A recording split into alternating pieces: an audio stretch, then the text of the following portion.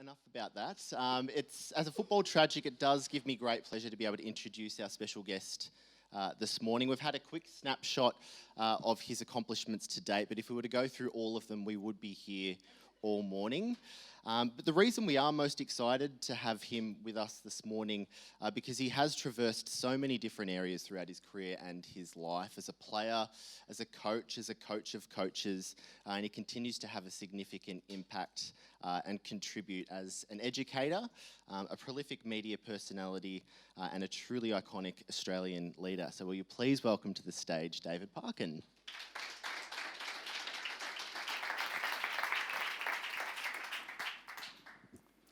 David. I'd also like to welcome to the stage someone who has been described as a soft, nonchalant bench warmer in their former footballing days. Right. Yeah, I might pay for that in my next performance review, but that's okay, it was worth it. So Dylan Flavell is our Managing Director at Springpoint. He has over 20 years of experience specialising in the areas of strategy, leadership, culture and business transformation, and he's here to guide the conversation this morning. So please welcome Dylan Flavell as well. Thank you. So are we on? Everyone can hear? David, are you on? I'm very surprised that you didn't do better than that, Don. One of my closest friends is here and he finished about last in that quiz. I asked David the answer to a few of those questions and you didn't know a few of them either. So, firstly, thanks, David. It's been terrific over the last couple of weeks to be able to have a few conversations with you and prepare for today. So, what we're going to do is, David, I've got a few questions for David that we're going to sort of run through that traverse, I guess, a pretty long career that Chris just talked about. But David's going to feel pretty relaxed to tell any stories he wants to tell, and so we're going to take a pretty informal approach to this.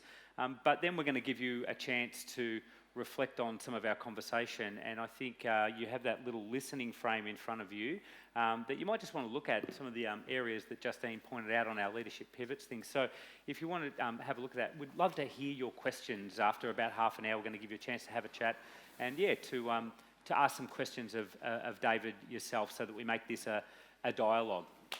So, David, let's start from 94, 95. I think you had, a very successful playing and coaching career leading up to that. But, in sitting down with you last week, you described the change that happened that impacted your way of leading and your way of being in sort of 94, 95. I'd love you to tell that story to our people in the room. Sorry for the football, non-football people, but the expectation, I went back, a rarity in our game in AFL, that somebody was sacked by John Elliott. That's not rare because John, those who know of John, fortunately those who don't know him, you're lucky. He re-employed me, which is most unusual. So I went back to Carlton in the early 90s with the idea of rebuilding. They were finished of an era and rebuild again for the next year. So at least it gave me some leeway.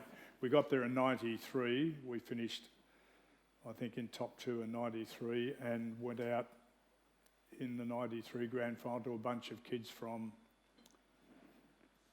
Essendon. Thanks, Mecca. I'm trying hard not to remember it. It's one of those things in your life you don't know. Essendon beat us in 93 most unexpectedly. We were there again in 94 and went out in straight sets to Melbourne. And yes, at Waverley, I can't remember, Melbourne and somebody else. And I really should have been out of work. They being Carlton Football Club, interviewed 4 other people, including Dermot Brereton and a couple of others who, for whatever reason, didn't want the job. So I actually retained my job on the basis that those that they asked Last man standing. And we did what fundamentally most people do in most organisations, institutions, businesses. When they're not sure about why, they do a review. And I was clever enough to get a fellow called Paul Burke, who probably nobody in this room knows, a kid that came from Bendigo. Bendigo was a supplier of recruits for the Carlton Football Club over a long period of time. People from Bendigo will know that history. And he came as a young boy and failed to make it. I had to sack him. One of the incredibly difficult tasks that has scarred me for life is a number of players or people I prevented doing the very thing that they'd set their heart to do. They were pretty good at it. They came with the opportunity to play AFL football and I sent them away. He was one of those, didn't play a single senior game because we were a very powerful team, couldn't get a game. I brought him in, apologised profusely, but said it was all over. He cried. I'll never forget it as long as I live. I gave him a cuddle and said, look, if I can do anything in the future, don't hesitate to come back, hoping deep down that I'd never see him again. But he went out the door and came back a day later with his school report, and he'd done extremely well at VCE, was looking for a place in commerce at Melbourne. We happen to know the registrar at Commerce in Melbourne, so you can't do that these days, Dylan, but we got him a place, and the rest is history. He went on, before he was 30, he was CEO of Campbell's Food Products Australia. Unbelievable, career in that. Before he was 36, he was CEO of Campbell's Food Products Worldwide, Canadian-American company. And he took me on the journey. There's a man who'd sacked him and prevented him doing what he wanted to do. He took me on the journey. So we spent a lot of time harnessing those things we were doing in football into the business domain, and he was educating me at 100 mile an hour how we could do the other stuff much better, taking what was happening in business at that time and applying it into the professional sporting world. It was the best mentorship, if you like. We've written 4 or 5 books together, and he stayed as a great friend of mine on the way through. He headed up the review. He got the playing staff and gave them the opportunity to review what all of us, and there were 46 players on the list in those days and 52 staff to look after them. Think about that. That's way back in the 90s. 1 for 1. So for every person you have running around in your organisation, there's someone running around behind them saying, how can we help you? And it was the most, I can still remember now, he came to me, sat me down. These are the 16 criticisms, these are the 16 outcomes that we've got from them in a way that we might be able to do something better. 14 of the 16, Dylan, were directly related to me. Wasn't a magic moment in my life, and he's saying you have to change. Well, without seeing the story too much, one of the things that, and there'll be people here I'll embarrass you, but I'm a sports scientist by trade, and I've employed sport science like I had, but I'd, up until that point, never employed a sports psychologist. I hadn't found anybody who had the capacity to understand our game and to make a difference. Pretty stupid. Their demand on us was, we think this is not a physiologically, technical, tactical problem we have in this place. We think there's something wrong with the mindset of the players who play, and we need to do something at the moment. Go and get the best sports psychologist you can. I didn't know any, and when I was working in that business, I really didn't know one that I trusted. There's a fellow called Anthony Stewart, who at that point was working with the Australian cricket team. They were the best in the world for that decade. He was working with the Australian netball team. In those days, they beat New Zealand all the time. In those days, he was at the Hawthorn Football Club, where they'd won every second premiership for the decade he was there. So I thought, this guy... he'd be the guy. So I took him out for dinner with Cole Kinnear. I'll never forget, we took him out for dinner, and I made the proposition that he should come and work for the Carlton Football Club.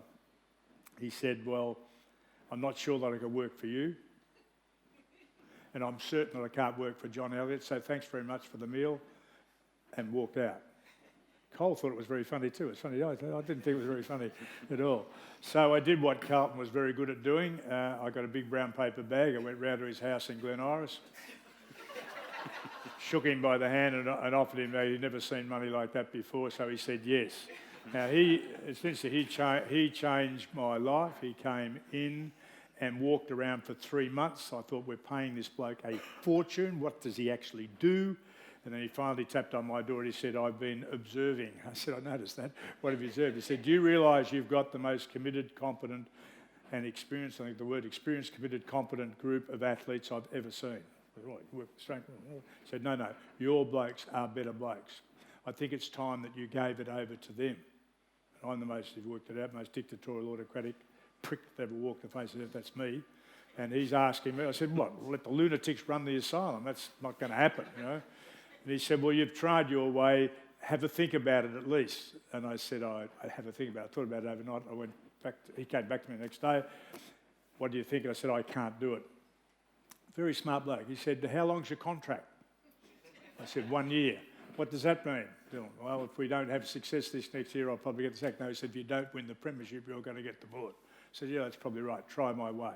So on that basis, we did something that's, I don't think it's ever been done in Australian sport before or since, in a real sense. We decided, now the clubs these days usually allow the playing group to decide who's going to lead them in the leadership group. Certainly the coaches and company have some impact on that choices. They might nominate some. And they struggle to get, I think it was the club the other day, have 7 in their leadership group, and that's a big number these days. We worked out that we had 15 players who were experienced, committed and competent. And we decided and made it's a pretty big group, those 15 people, the leadership group. They decided everything. They decided who would play. No one would believe this today, but they actually picked the team. So the back 6, we were in those days working as a back 6, the defenders, the forward 6 and the midfield group. There's a captain of each of those. They'd have their own meetings when I needed a replacement for somebody or we needed a replacement. They would nominate the player. Then I'd have to manipulate that through match committee because they thought they were picking the team. Match committee were very happy about that. And so that group came in. So they decided who would play. They decided how we would play. We got their heads into who are we playing, what is the tactical nous, the strategy we need to implement on this weekend that you understand will help us beat this group that we're playing against. So they were intimately involved in the how of the job. They did what every club, most organisations do, well, certainly every football club does now, and I've been in a number of those in the last couple of years. They sit down and debrief their own performance with all the information they have, been film and statistics. They sit together and debrief their own individual and their team performance. In fact, I sat in a Hawthorn one a couple of years ago and I couldn't believe that an 8-game player, an inexperienced 8-game player, in that debrief at the Hawthorn Football Club was so confident about the process and the people that he was able to critique a 300-plus game player, the Indigenous guy who's coming to the end of his career at Hawthorn now. He was able to critique him in a negative sense in front of the whole group, and he played 8 games. I'm under the chair thinking, you upstart, you're not even been here long enough to be in a position to actually talk to a guy who's played 300 games and played half a dozen premierships, and you're telling that what he did at that time was unacceptable. And I thought, that is absolutely fantastic. Then they decided, our group, what values and behaviours we would live by, which most organisations do, but more importantly, for those who transgressed, what punishment would mete out to those sort of people would be meted out by the players. Now, you think of that imposing on a group that had been dominated by a loudmouth idiot, and for me, it was the most difficult. I sat in, they used to meet in my office. I was a big office with a meeting room. And when I sat there for the first day, Dylan, Anthony Stewart said, Parko, you need to go. I said, no, I'm the coach here and I need to hear what's going on and understand what's going on. He said, no, we'll tell you what's going on. You will interfere and this process won't work if you're in the room, so you're out. Well, the players thought that was unbelievably funny and they laughed until I went out the door. And I thought, what's happened here? And I leaned back against the door and I could hear. So that was good. So I sat there listening to what was happening, and then a couple of people came along the corridor and asked me what I was doing. So I had to go. So I wasn't part of that. The meetings were normally with secretarial support, so we got the information we got. So I was educated from the minutes of that meeting as to what happened. And that group went on and smashed the AFL record. They just won every game and smashed the premiership by 10 goals, etc. Now it was right. I think the point about it is, your leadership style is probably the one thing I would say. Your leadership style with a person, with a group, with a team, with an organisation is dependent on where those people are. It was right with those experienced, committed and competent people to give them ownership over what they did. 2 years down the track, 6 of them had come and said, we don't want to do this anymore. It's taking us 2 nights a week and all this extra time. You take back the decision making. Just run it past us, and we'll, if we agree, we'll make sure it works. But we don't want to be here, 2 nights a week on top of what we're doing. They've won their premierships. They've got other things in life that are important. And then 2 years further down track, 4 years down track, got a bunch of kids. How? Why? What? When? I needed to be giving them the information because they didn't have it to work with. So I fundamentally, of all the things I would say this morning, the greatest life lesson for me is that you might think this is your personality, this is your experience, this is the way you work with all people in all places all the time, then you're a fool if you do, because you'll be right about a third of the time. David, can I take you back? I want to ask a question. You'd been particularly successful coach leading into that, 81, 82 grand finals. You'd had great success in 93 and 94, but not ultimate success. What wasn't working about the way you were coaching, and what was it that so fundamentally changed that? I understand it. There was a big pivot, if you want to use the language that we've used up here, and I can see that, and I'd love to explore the difficulty of that for you, but what was not working and what did work? What was so different? Well, I think we've had some great examples in the last few weeks, few months in AFL.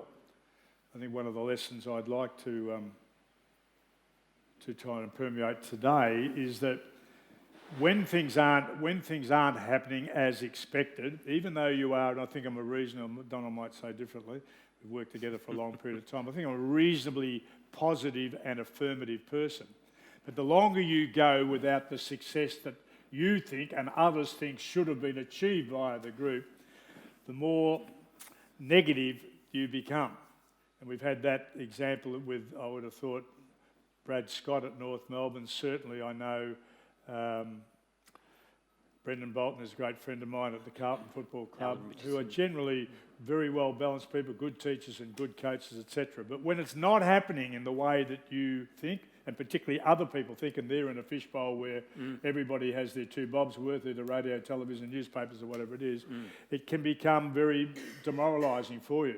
And so you focus on, and I've been guilty, and I was at this time, when I look back I was guilty at this time, you start to worry about, focus on, be concerned and work on what are your weaknesses to make them stronger.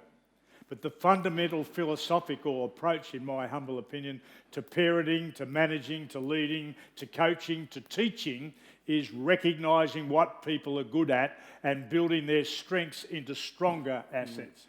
Because we play and perform in all the roles that we do best through our strengths. And I think we've seen a somersault at both the Carlton Football Club and the North Melbourne Football Club at the moment by two young blokes coming in who, and they've both come through our coaching system at the AFL, and I know both of them really well, who are at this point, because they haven't had the consequences of 2 or 3 or 4 seasons of non-success, they've jumped in with that, with even out, no, I've talked to David Teague, he's a terrific young man, but even without that, that was his natural, normal approach to doing it, and it'll stay that way until there's a long lineage of success that he's expecting, the club's expecting, the media's expecting. If it doesn't come, you watch. They go back into themselves and they start to work differently. Stay a positive, focused person. Look to and affirm people's strengths as often as you can, because at the finish, that's what they perform best through. And I think that's the biggest lesson that I learned in the middle 90s, that because of the expectation and we weren't performing against that, Dylan, I end up going back into myself and being very negative and weakness-oriented. Don't be that way. So when you were, I guess, asked, we talk about pivots and we talk about being able to get a level of insight into yourself and be able to get data to help you change. It sounds like you got very clear data from the review that Paul did. But I guess one of the challenges we see in organisations, you're trying to develop a level of empowerment and agility in an organisation is what then does the role of the leader become? David was still at the club. You had delegated, albeit under sufferance, a number of your normal responsibilities. What did you do, and how did you find your own level? It's a good question, Dylan, because you're dealing with so many people, and I'm not sure how organisations these days are probably better structured and understand that. When you're responsible, think of an AFL coach now, right at this point, is responsible for nearly 50 players and for nearly 50 staff. Might be plus or Donald, I don't know what's happening in North Melbourne. No, but probably plus or minus that. Then what does your role become?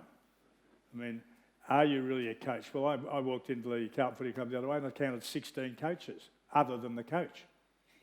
That's 16 people who are actually doing the teaching, coaching, whatever you like to call that. Then doesn't that person, that is the senior coach, become a manager of the coaching process? So he's much more a manager of people and probably works with, and I look back now, the number of players who were beginning players, young players, inexperienced, in and out of the team, etc., that I didn't spend time with, and I meet them up and they tell me how poor I was because I was doing a full-time teaching job at Deakin at the same time, so I was under a bit of duress.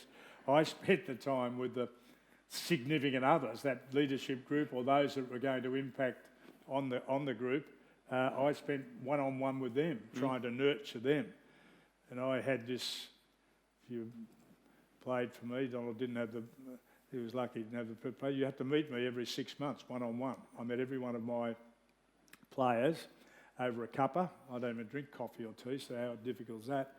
But I used to meet them, and my question is, well, I said, why are you here? I wanted to understand what their motive, what their drive was. And this is, if I give one lesson this morning,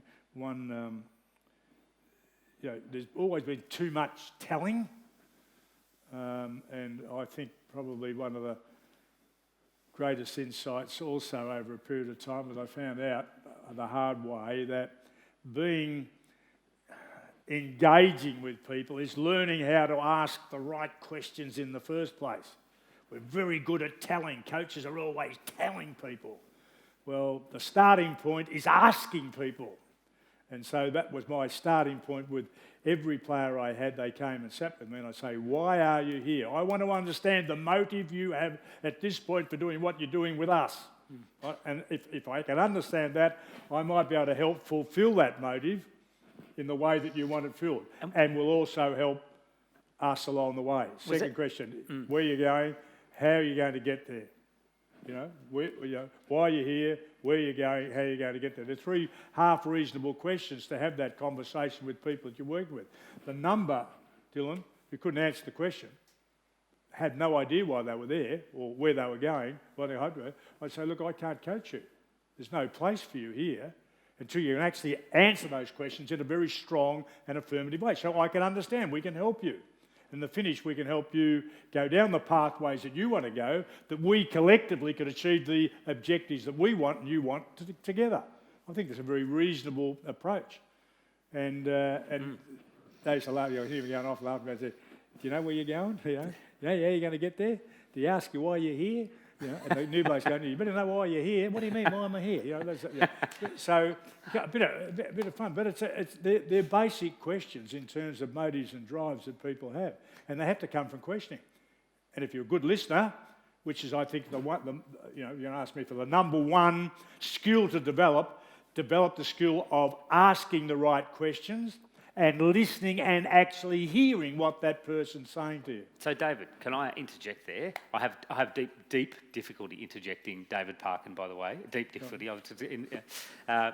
You just in talking about that theme there, I think knowing the background and the work that many people in the room do, a core part of many of the roles of people in here are developing leaders and trying to develop them into the type of role that you just described, and for them to see those conversations not as something that we need to get to as part of a performance review, but to be things that we're doing, as a core part of our role. Was that a core skill of yours, asking questions and spending and investing time with people, or was that something that really you had to over-index on or sort of really amp up at that sort of 95 time and beyond? No, it's a good question. I think because, fortunately, we all got mentors, critical friends. Have you? Everybody in this room got a mentor or critical friend? I bet you are. That's why you're here. You'll be intelligent people. You think you're going to learn something, you're not, but you're here because you actually think that way. I mean, the most significant effects have been made on five people in my life.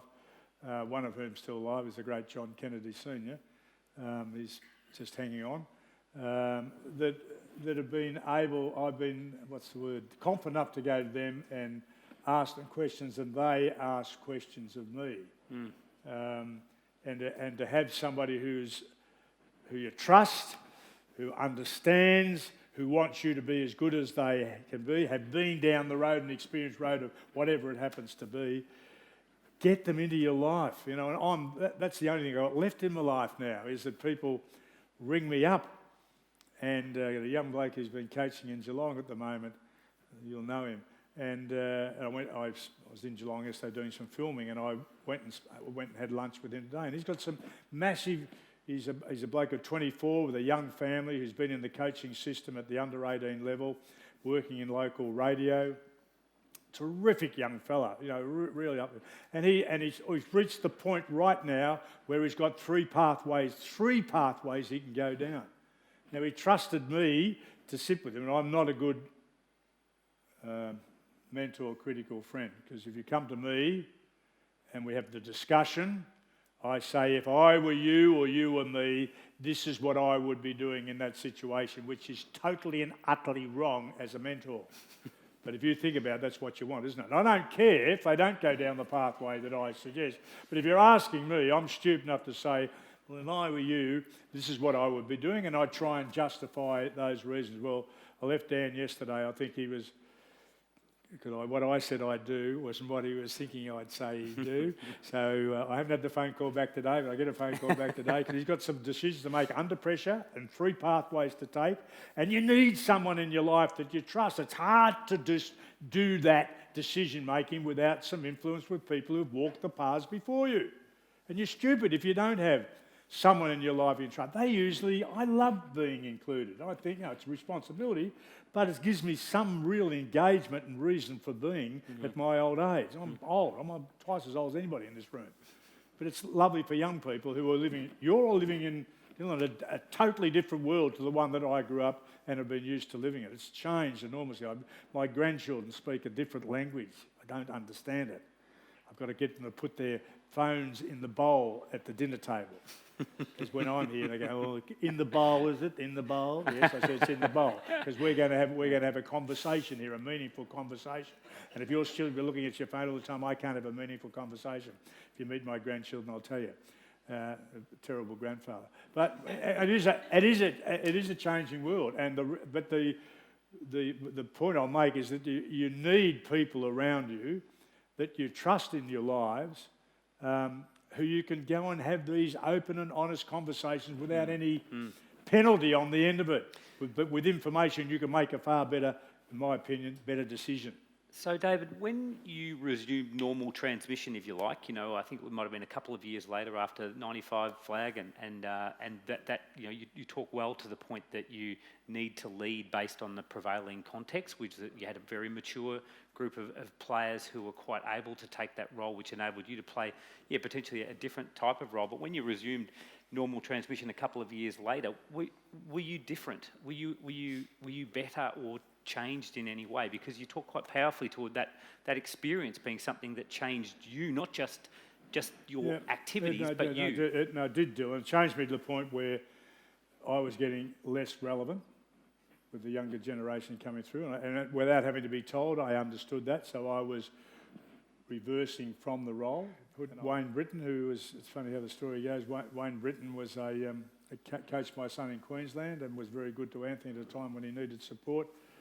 So when I was looking for an assistant coach, I appointed him, brought him down from Queensland, appointed him, and then nurtured him into the role, which he wouldn't have got unless I put my foot down, because John Worsfold and Ross Lyon, two of the current coaches, were the assistant coaches, along with Wayne Britton.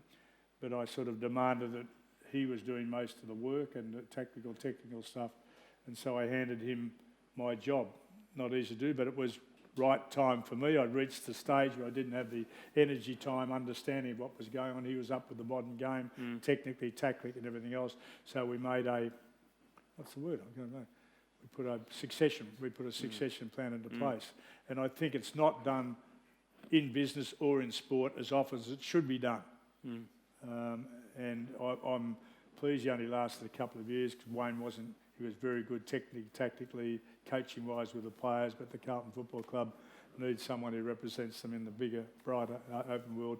Wayne was not good at that, and when they struggled on the field, he lost his job. It was a bit sad, but I'm pleased that we got to the point, and I was able to get on with my life in other regards. So it was coming to the end of, coaching you understand, it's such a demanding life for those guys.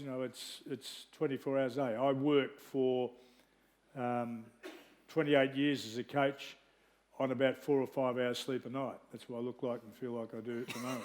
It was an absolute stupidity because I was trying to work a full-time teaching load at Deakin University and coaching an AFL club. I never went full-time at the AFL. I was probably the only coach in the modern history who was a part-timer.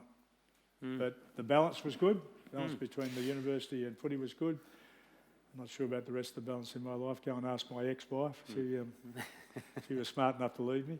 I think the current one's thinking the same too, but anyway. David, when I met with you last week, you talked about some work that you did with, I think it was Paul Button. You did some work where you stepped back to go and talk to a lot of leaders to try and understand what were the attributes that you felt were, or that you were seeing were present in great leaders. Can you tell us about that work? Well, I don't bore people, but Paul Berg and I have written a number of books. One of them, we've been fascinated, Paul has still, and writes some works in that area, Paul Berg. If you ever get a chance to hear Paul, he's got sensational understanding from the business world. He was very helpful for me.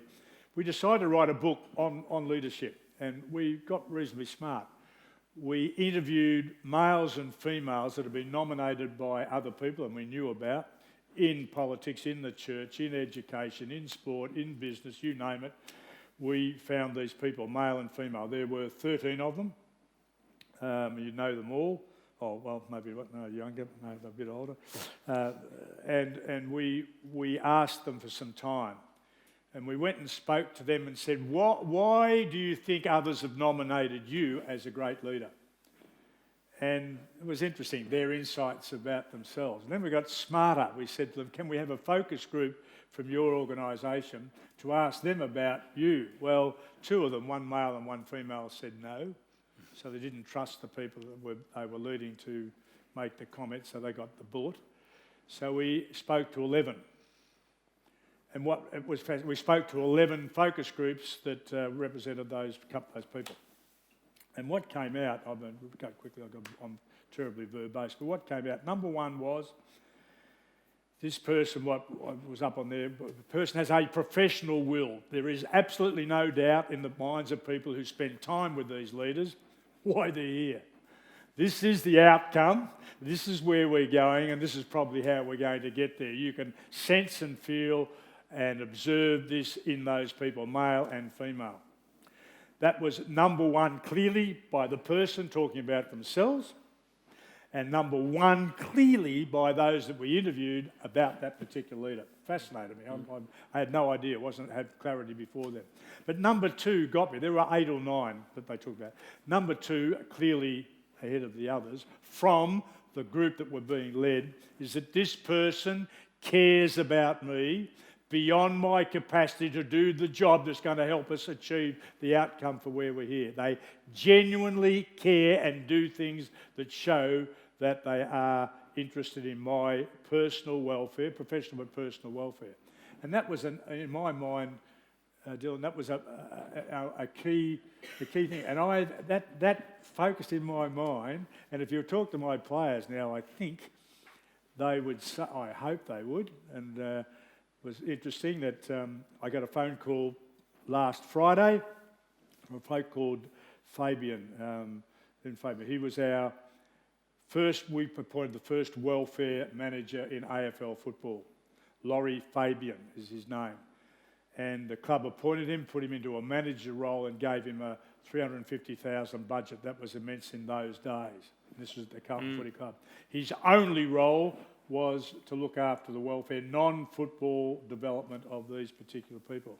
And he was at a conference, he was at a conference last Friday in Queensland. And the bloke that spoke was young Ian Prendergast, who played at the Carlton Football Club. Very much injured young player. I was terrified because he had too much courage for his body shape and size. And Ian, along with Laurie Fabian and myself, we were concerned about him. We wanted him to go down another pathway. We got him a place in law at Monash. You won't know about Ian now. worked for the AFLPA here, the Players Association, didn't get the top job, which I'm really disappointed about. He ended up getting the top job in rugby league, looking after the Players Association.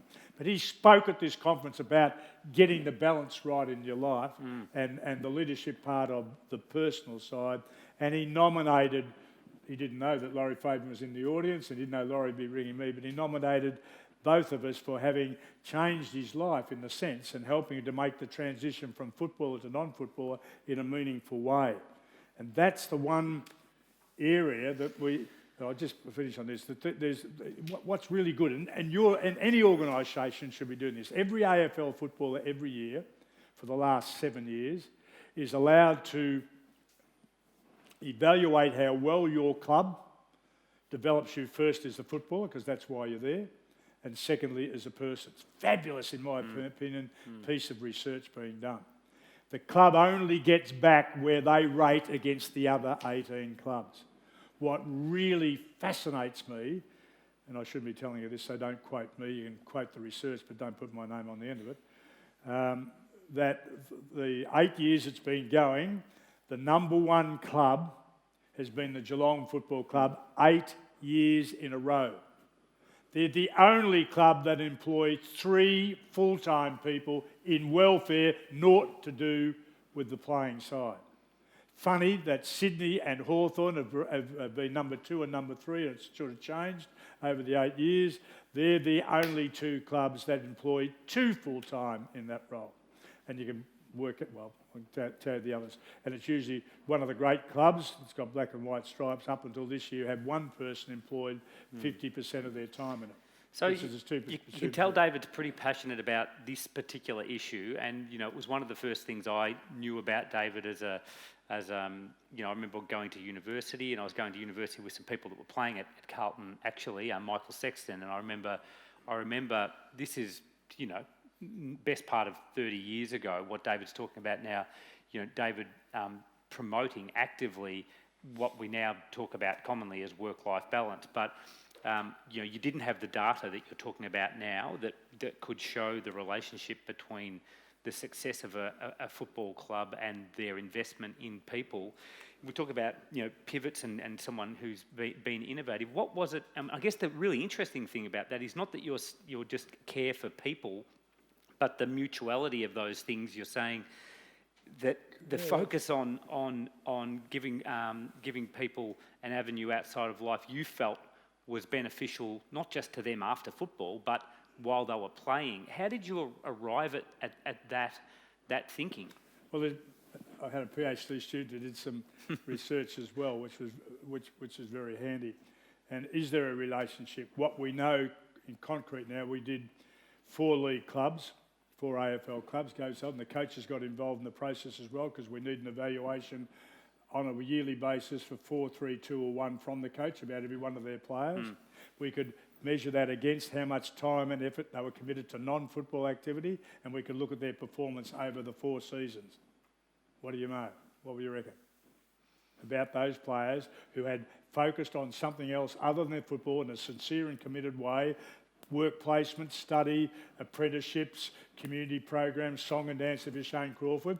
For those who've actually focused on something else in a sincere way, what happened on the field? What do you reckon? They played better, up to 16% better. So if you're a smart club, you make sure that they're doing something else, because in fact it'll affect their football in a positive way.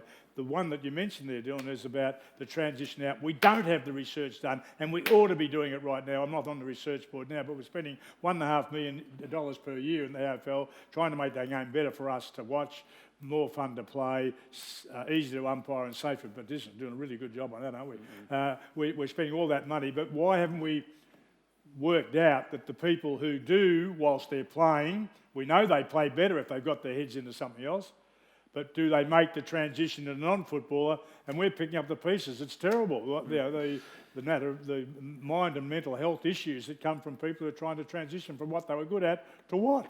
Nothing. I know this frustrates you, David, that you go, there's great research. It's sort of, you could say, if you're broad enough thinking, that it's common sense. Why do you think that it hasn't? Clearly, we've made progress over 20 or 30 years, but why do you think the progress hasn't been as much as perhaps you'd like? It's a good question. I don't understand, because unless we're not selling that research in the manner that we should. One of the problems is that the AFL clubs and sort of the welfare side looking after that, what goes into the soft cap, if you employ people in welfare, that goes nothing to do with their football, but that goes into their soft cap. Their soft cap gets over whatever it is, then the money that they're earning goes off and gets spread amongst other clubs. So there's not even what's the word? An incentive. Not even incentive for you to do that sort of thing, because it's going to cost you dearly in terms of your soft cap, which is ridiculous. So, unfortunately, like most of us, more is better. You know, if we spend more time on preparation, physical preparation, tactical and technical and that sort of stuff, we're going to get a better product. Not true, and it's not true in any aspect of your life. So what is the balance? I'm not sure. We're not as accurate as to what is the balance, but there is a balance that's required to get the best in whichever you're going. And we need to understand that, and the research needs to be pumped up, and people need to be promoting it in the right way so that we get it in sport, we get it in business, we get it wherever. Business is ahead of us now with the flexibility and time and effort and encouraging people to do so. I'm running into people all day and I think, I'd love to work for that company. They're looking after me and my interests, but I'm going to give back to them because they care about me and what I'm doing. So while I'm there and what I'm doing, I'll be doing the best I possibly can. So there's a quid pro quo. And I think there are a lot of people in the room who are advocates both in their role and their professional discipline around that. I think it's still work. I know from many people it's still work to try and get that right. I think you make the point very well. That more is better, and particularly if you intersect that with one of your early points, going when we're under pressure, more is better, and whether that's control, whether that's effort, work. I've got so many other questions I wanted to ask you, and time is sort of slipping away, and I want to make sure that people have got the space to have a quick conversation and then ask you some questions. I've got one, probably just last question. Actually, no, I'm going to hold that last question. I'll see if it comes out of the audience, because it may do.